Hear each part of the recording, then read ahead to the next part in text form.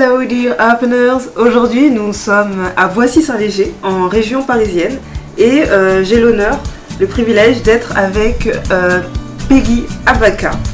C'est une femme, donc elle est directrice de l'école Impact Biblique International, elle est formatrice, enseignante. C'est vraiment une source de bénédiction pour toutes les personnes qui travaillent avec elle et qui ont le plaisir de l'avoir entendu parler. Alors j'aimerais la laisser se présenter toute seule. Peggy, est-ce que vous pouvez vous présenter pour ceux et celles qui ne vous connaissent pas, en nous parlant un peu de votre parcours?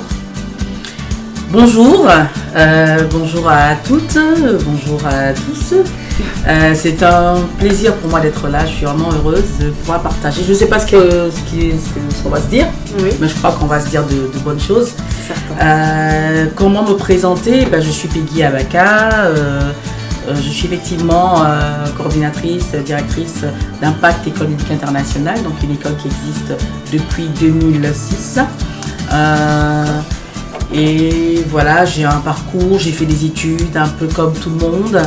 J'ai fait des études de criminologie, oui, je suis criminologue, j'ai fait des études de droit, je suis juriste, c'est vrai. J'ai fait des études de conseil et de médiation, toute forme de gestion de toute forme de conflit. Et aujourd'hui, je fais ce travail-là avec grand plaisir. Ah, merci Peggy pour votre parcours qui est assez intéressant. Aujourd'hui, donc, vous êtes directrice de l'école Impact Biblique International et j'aimerais savoir, qu'est-ce qui vous prédestinait avant, depuis que vous êtes jeune, à être aujourd'hui formatrice? Et déjà, je peux dire que je ne savais pas que j'étais prédestinée à être formatrice, comme vous pouvez vous en douter. Je crois que la vie est vraiment comme un livre et quand on découvre les chapitre après chapitre, on voit le rôle qu'on y joue. On a envie de jouer plus, d'avoir plus de responsabilités, de vivre davantage de choses excitantes, palpitantes, d'accomplir plus de choses et du coup on se découvre. Alors j'ai envie de dire que je me suis découverte parce que il y a eu des opportunités et que je me suis jetée à l'eau. Je me suis jetée à l'eau. C'est faire effectivement preuve d'audace. Il faut de l'audace. Et j'avoue que chaque fois que j'ai été dans l'action, chaque fois que je ne me suis pas posé de questions et que je me suis jetée à l'eau, je me suis découverte et voilà. Waouh! Donc se jeter à l'eau, l'audace, sont des mots qui sont revenus dans votre parcours. Donc à plusieurs moments vous avez dû donc vous jeter à l'eau, faire preuve d'audace.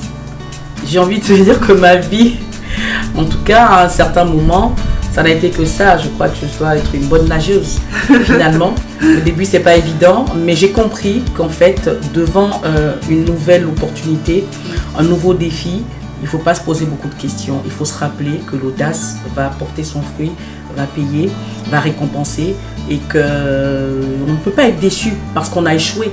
On sera juste heureux de recommencer parce que derrière, il y a forcément une victoire. Waouh. Alors, au risque de me répéter, c'est au moment de l'action, lorsqu'on se jette à l'eau, lorsque je me suis jetée à l'eau, chaque fois que j'ai eu une opportunité, comme je disais tout à l'heure, j'ai été surprise de voir que c'était possible. Quand j'ai commencé à faire les premières formations, très honnêtement, je ne m'en sentais pas du tout capable, mais pas du tout. Et les toutes premières, je crois qu'il y avait quand même à redire, mais en faisant preuve d'humilité, en demandant des retours, finalement on s'améliore et par la suite simplement je me suis rendu compte que je pouvais le faire et moi j'ai envie de dire par la grâce de Dieu je pouvais le faire, je pouvais faire ces formations là et voir que les gens en face recevaient vraiment quelque chose. Donc quand est-ce que j'ai découvert? Au moment où je me suis jetée à l'eau. Oui, en effet, en fait on ne se jette pas à l'eau pour n'importe quoi, pour tout et rien. Non, pas du tout. On se jette à l'eau parce qu'on sent que ça en vaut la peine. Parce que lorsqu'on va former, c'est parce qu'on veut voir une transformation après. Et c'est vrai que ce qui bat en moi, c'est vraiment de voir des gens passer d'un état à un autre, tout simplement. Peu importe le domaine dans lequel ils sont, peu importe leur vécu, peu importe leur histoire, peu importe leur couleur de peau, peu importe leur ethnie, peu importe, c'est de voir une personne passer d'un état à un autre. Et donc ça, c'est suffisant pour moi pour me jeter à l'eau. Voilà. D'accord, waouh. D'accord, ça veut dire que c'est cette passion qui brûle à l'intérieur de vous, de voir la transformation. Je crois que chacun a une forme unique, tout simplement. Et que c'est vraiment la compilation de dons, de talents, de vécus, d'expériences heureuses, douloureuses, d'apprentissage. Voilà, c'est vraiment l'ensemble, c'est aussi une personnalité, c'est tout ça. Et donc, effectivement, chacun a une forme unique. Et moi, je me suis retrouvée par la forme, parce que je crois qu'on n'a pas une forme par hasard, et qu'il y a quelqu'un qui nous a formés, et je crois qu'il y a un Dieu qui forme, et que simplement, il met un ensemble de choses en nous qui nous permettent de pouvoir accomplir des choses dans cette vie. Et je crois simplement que je n'ai aucun mérite d'être unique,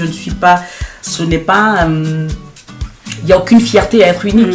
Je crois qu'on est tous uniques et que simplement, avec notre unicité, avec notre ipséité, avec ce qu'on a, avec ce qu'on est, eh bien, on donne ce qu'on peut donner.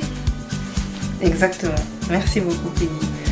Est-ce que vous pensez, vous voyez les fruits dans vos étudiants, les étudiants qui sont transformés, mais qu'est-ce que vous leur apportez, d'après vous, de manière concrète? Qu'est-ce que vous sentez que vous apportez aux étudiants, aux personnes qui sont à vos contacts au travers des différentes formations que vous dispensez?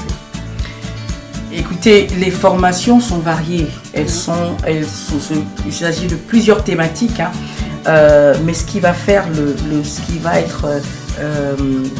ce qui va être le point commun, c'est la sincérité.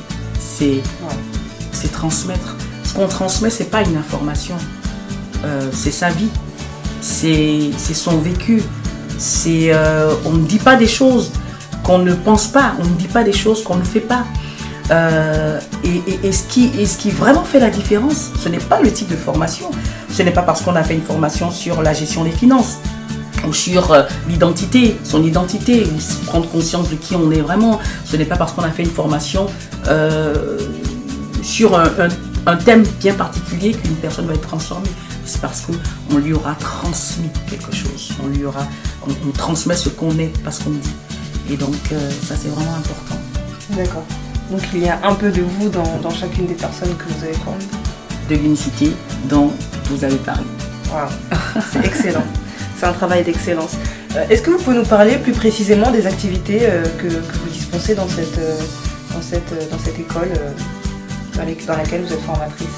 Alors, comme le nom le dit, c'est une école biblique, donc Impact École Biblique Internationale, et nous avons le désir aujourd'hui de permettre à des chrétiens de recevoir des informations effectivement qui les transforment, afin de ne pas être en décalage dans leur temps, dans leur société contemporaine. Et donc du coup, nous avons effectivement plusieurs thématiques variées, plusieurs manières de transmettre. Vous avez des cours magistraux, vous avez des séances pratiques, vous avez des séances de mise en situation qui permettent à des personnes, par exemple, de faire un budget. Wow, voilà, de gérer leur temps, de ne pas se dire, voilà, je compte sur Dieu, il fait tout pour moi et moi je croise les mains. Non, alors donc il y a plusieurs, je ne peux pas dire activités, mais il y a plusieurs manières de transmettre ce savoir-être. Et aussi faire, ce savoir-être et faire. Et il y a des temps de rencontre, il y a des temps d'échange, il y a des temps de partage, il y a des événements où ce sont des célébrations, où des personnes rendent témoignage concrètement de comment je suis passée de l'endettement à la prospérité, comment je suis passée de l'accablement à l'épanouissement, à la joie, comment je suis passée de la peur à l'audace. Des témoignages pratiques dans lesquels tout le monde finalement se retrouve, parce que finalement c'est la vie de tout le monde. Waouh.